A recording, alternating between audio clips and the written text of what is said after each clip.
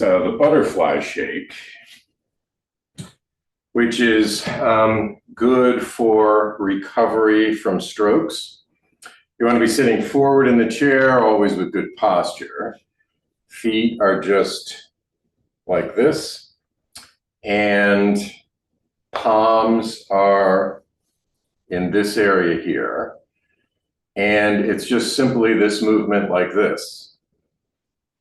You're just swinging your legs in and out. And so you want to make sure you're far enough forward in the chair so that the underneath here is free and open, because that's going to make this a lot easier to do. And you can have your feet a little closer apart if that's easier.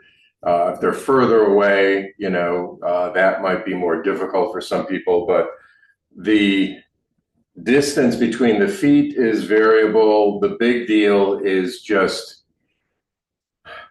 letting the legs swing in and out. So why this is good for recovery from strokes is because we're getting circulation running in the lower part of the body here. And that is really important because it's circulating and traveling up and around like this. And the idea is we're just doing this for as long as we can do it. It's actually, told to us that, you might do this for a half an hour. Probably you're not going to be able to do this for a half an hour non-stop. So what I would say is you just do it. The big deal is don't do it and then start tensing up. If you're going to start tensing up, relax, maybe, resettle your body, and then maybe do it again. It's something you can do watching TV or something like that. You're just moving the legs in and out. And that's creating a lot of flow here that's helping with the flow that's going through the brain.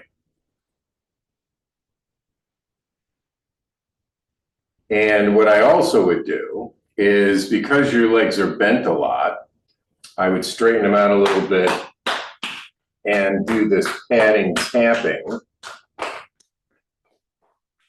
because this is making sure that you're getting movement through this lower area.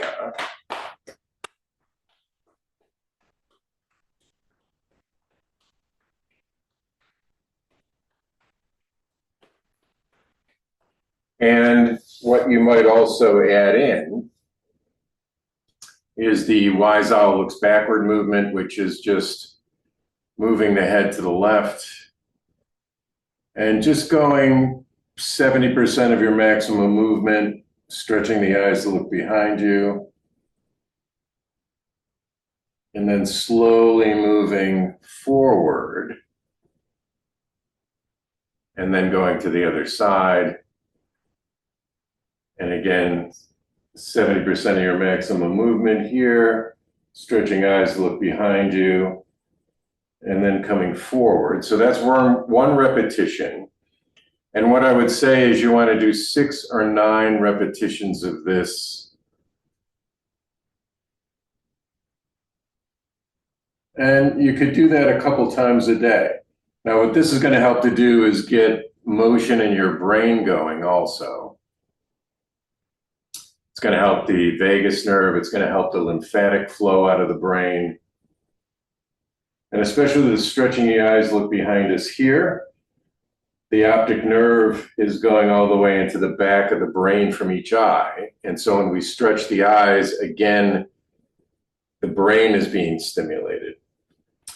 So you could do some of the wise owl looks backwards, and then you can go back to the butterfly shake here. And you just do these, periodically through the day. So you might find yourself doing this several times during the day, maybe 6 times, 8 times during the day and evening. You just do this when you get up in the morning, during the day, before you go to bed at night. And those are the simplest, basic first movements that you definitely want to do. And again, it's just staying really relaxed, making sure you're forward in your chair so that the back of your legs are not, they're not, if you're back here, it's going to be really hard to do this because your legs are not really moving as much.